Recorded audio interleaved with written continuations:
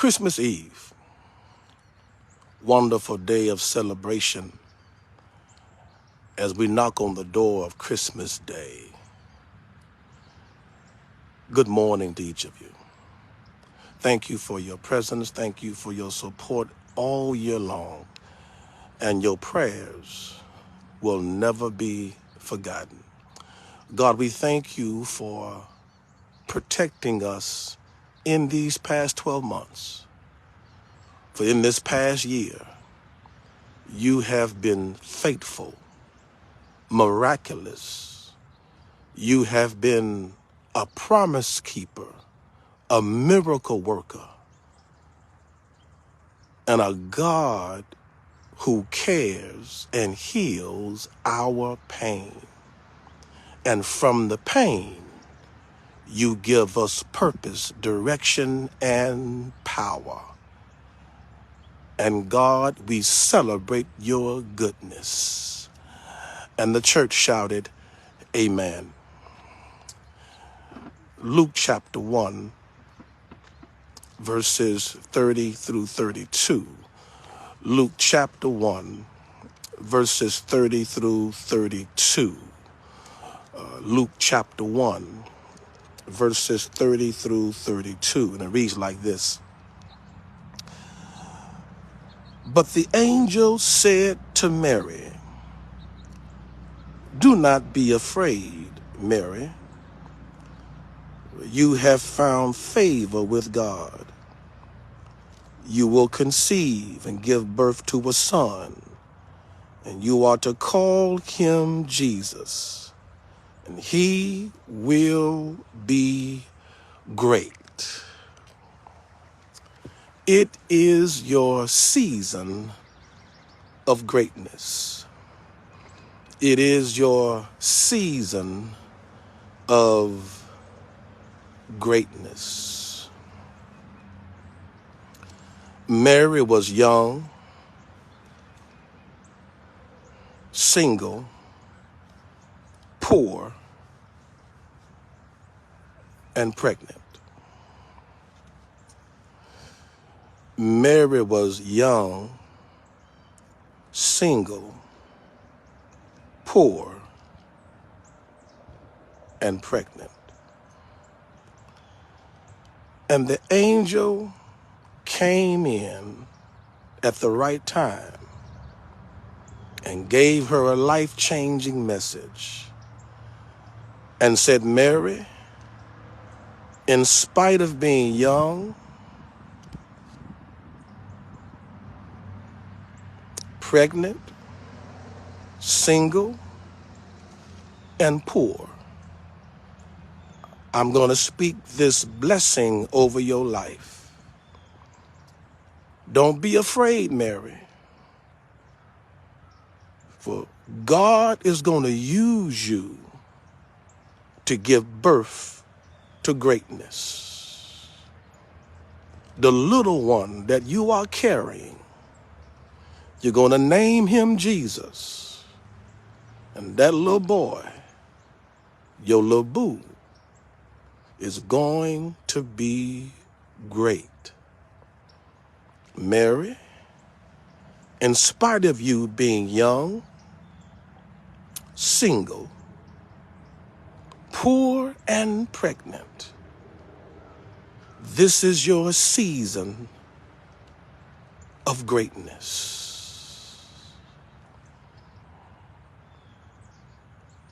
And the angel reminded Mary, Mary, don't be afraid. This is not a time to be afraid of the greatness that I'm speaking in your life. It ain't time to run. It's not time to walk in fear. It's not time to be scared. Mary, don't be afraid. God is speaking greatness into our lives. Don't be afraid of the greatness. Embrace the greatness. Don't be afraid of the greatness that God is speaking into our hearing. that God is interjecting into our lives. God is speaking greatness to us. It's our time. It's our season to be great. And as God speaks and proclaims the greatness in our midst, God challenges us. Don't be afraid of the greatness that I'm speaking into you. Don't be afraid of the greatness I'm announcing in your life. Don't run from it. Embrace it. Don't be scared. Embrace it. Don't be frightened. Embrace it. God has us prepared for a season of greatness. Embrace the greatness. Believe the greatness. Claim that greatness. Hold on to the great things that God is speaking in our lives right now. The angel told Mary, Mary, that little boy is going to be great. Mary, you're young, you're poor, you're single, but I'm speaking greatness into your life. It does not matter your age. It does not matter what your economic status is. It doesn't matter if you're single, married, or divorced. God can speak greatness into your life. God's greatness transcends age. God's greatness rises above our economic conditions. God's greatness transcends our social standards. Mary was young, Mary was poor, Mary was single, Mary was pregnant, but God spoke a blessing into her life. I thank God for speaking blessings to us in the midst of our situations. I thank God for speaking blessings to us in the midst of our circumstances. God still speaks blessings. Mary was young. Mary was poor. Mary was single. But God spoke a blessing into her life. And if God can speak a blessing of greatness into the life of Mary, God speaks greatness into our lives today. Don't be afraid of it. Don't run from it. Embrace the greatness that God has spoken into your life. After the angel spoke greatness into Mary's life, and after the angel challenged Mary to not be afraid, the angel connected Mary with Elizabeth. Elizabeth was older, and in her old age, she was pregnant, 6 months ahead of Mary. But the angel connected Liz and Mary. And Mary spent 3 months at Liz's house because Liz also was about to give birth to greatness. The angel told Liz, Liz, in your old age, you're going to give birth to John the Baptist. He's going to be great.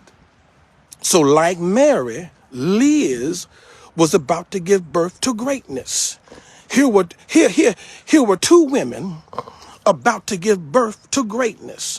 One young, one old, one poor, one middle class, one single, one married. But they're brought together because they're about to give birth to greatness. Greatness got to hang around greatness.